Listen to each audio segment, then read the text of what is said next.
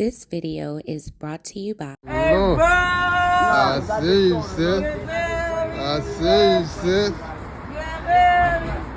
Yeah, baby. Got that cool green, baby.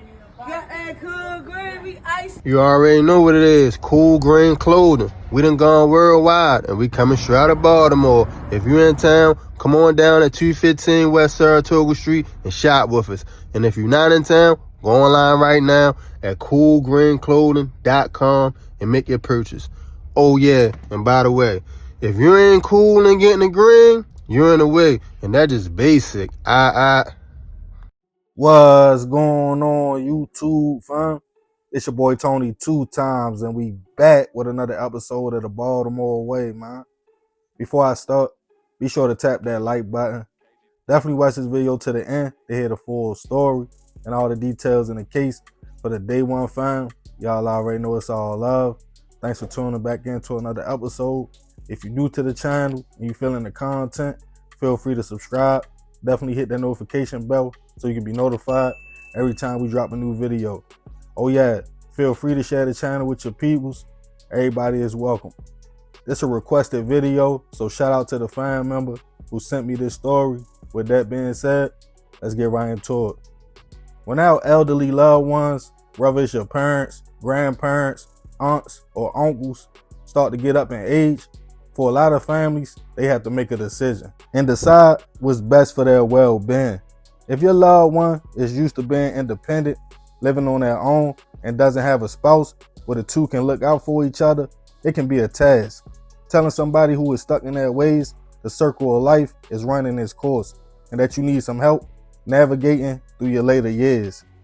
Some older folks will fight you tooth and nail to stay in their home alone, keep driving their car, but on the outside looking in, you might see something in them they don't see in themselves and know it's better for them to have some help. Some are blessed to have people in their family that might have done good for themselves.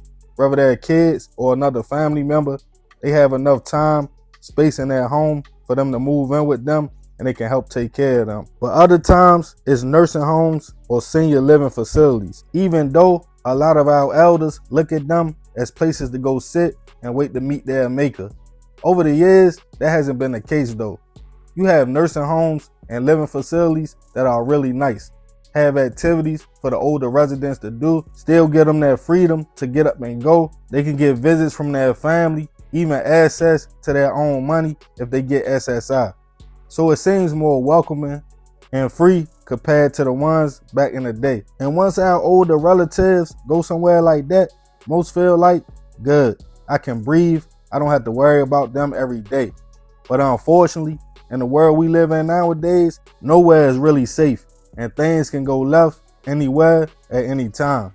And on this episode of the Baltimore Way, we'll be discussing a recent case of an old head who lost it and took his frustrations out on his neighbors at a senior living facility. 65-year-old Mr. Norman Walker was a resident of the Pleasant View Gardens Senior Living Facility in East Baltimore.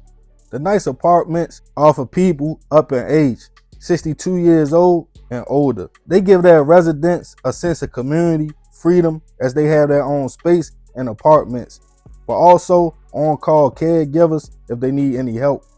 Norman was described as a pretty quiet man. He stayed to himself, would sometimes socialize with the other residents, and in passing, seemed like he liked to speak and get along with everybody.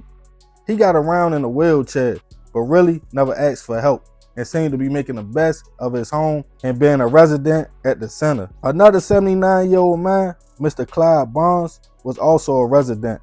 Everybody had love for Mr. Clyde. Even though older, he liked to talk. He had made a lot of friends. People would often stop by his apartment, bring him things, and talk for hours. All seemed well at the senior living apartments, and people who had loved ones there could relax and know they were in good hands. But something changed on February 20th of this year. At about 11 a.m., the residents and staff were all surprised to hear multiple gunshots go off in the building. BPD was called, and it was reported it might be an active shooter on the loose. They responded to the location with SWAT and locked down the facility. Also nearby schools like Dunbar High School and told residents to stay in their apartments. They got a notification that one man in the apartment had called and said he was injured. They responded to the apartment and found the 72-year-old man suffering from a gunshot wound.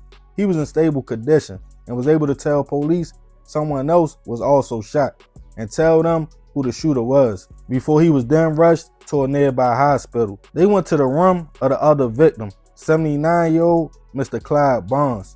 As they entered, police and paramedics realized, unfortunately, it was too late for the man and Mr. Clyde was pronounced gone at the scene. The shooter was pointed to as none other than the quiet man in the wheelchair, Mr. Norman.